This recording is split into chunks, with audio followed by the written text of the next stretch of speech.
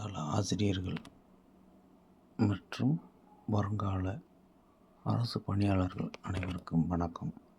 நம்ம போட்டித் தேர்வுகளை பொறுத்தவரைக்கும் பார்த்துட்டிங்கன்னா, இந்த 12 திருமுறைகளிலிருந்து ஒரு கேள்வி கண்டிப்பாக இடம்பெறுது.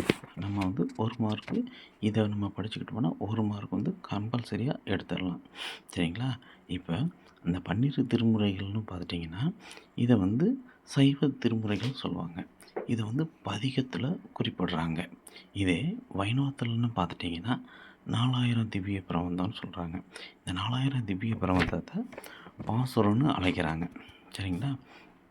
இந்த 12 திருமுறைகளை சங்கம் மருவிய காலத்தில் களப்பிரர்கள் ஆட்சியில் கிபி 6ஆம் நூற்றாண்டு வரை இருந்திருக்காங்க. இது கிபி 6ஆம் நூற்றாண்டுலேயே பிற்பகுதியில் தொண்டை நாட்டில் பல்லவர்கள் ஆண்டிருக்காங்க. இந்த பல்லவர்கள் தான் இந்த சைவ சமயத்தை மறுமலர்ச்சி காலம்னு சொல்கிறாங்க. இதை பக்தி காலம்னு குறிப்பிடுறாங்க. இப்போ இந்த 12 திருமுறைகளை பாடியவர்கள் பார்த்திங்கன்னா 27 பேர் பாடியிருக்கிறாங்க. இந்த 12 திருமுறைகளை தொகுத்தவர் நம்பியாண்டார் நம்பி. இதை தொகுப்பித்தவர் முதலாம் ராஜராஜ சோழன். சரிங்களா? இப்போ 12 திருமுறை 12 திருமுறையை பற்றி சொல்லக்கூடியது. 12னா 12 எண்ணிக்கையிலையும், திருங்கிறது சிவத்தையும் சிவன் அருளையும் பற்றி குறிப்பிடுறாங்க.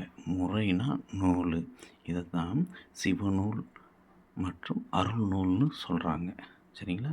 இந்த 12 திருமுறைகளை பற்றிய குறிப்பு எதில் இருக்குதுன்னு பார்த்துட்டிங்கன்னா, 12ஆம் நூற்றாண்டில் வாழ்ந்த 3ஆம் குலோத்துங்கன் சோழ கல்வெட்டுகள் இந்த திருமுறைன்னு என்ற சொல் இடம்பெற்றிருக்கு.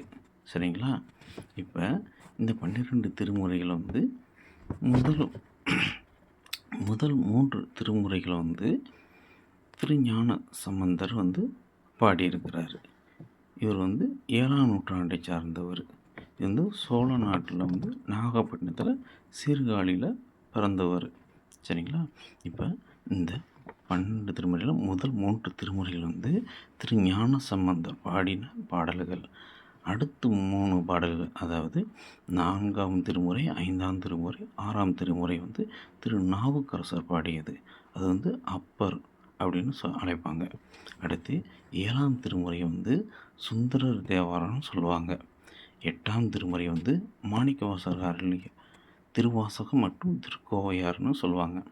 9ஆம் திருமுறை திருவிசைப்பா மற்றும் திருப்பல்லாண்டுன்னு சொல்கிறாங்க. 10ஆம் திருமுறை திருமூலர் அருளிய திருமந்திரம்னு சொல்கிறாங்க. 11ஆம் திருமுறை பல நாயன்மார்கள் பாடல்கள்னு சொல்லுறாங்க. அடுத்து 12ஆம் திருமுறை சேக்கிழார் அருளிய பெரிய புராணம் சொல்கிறாங்க. இந்த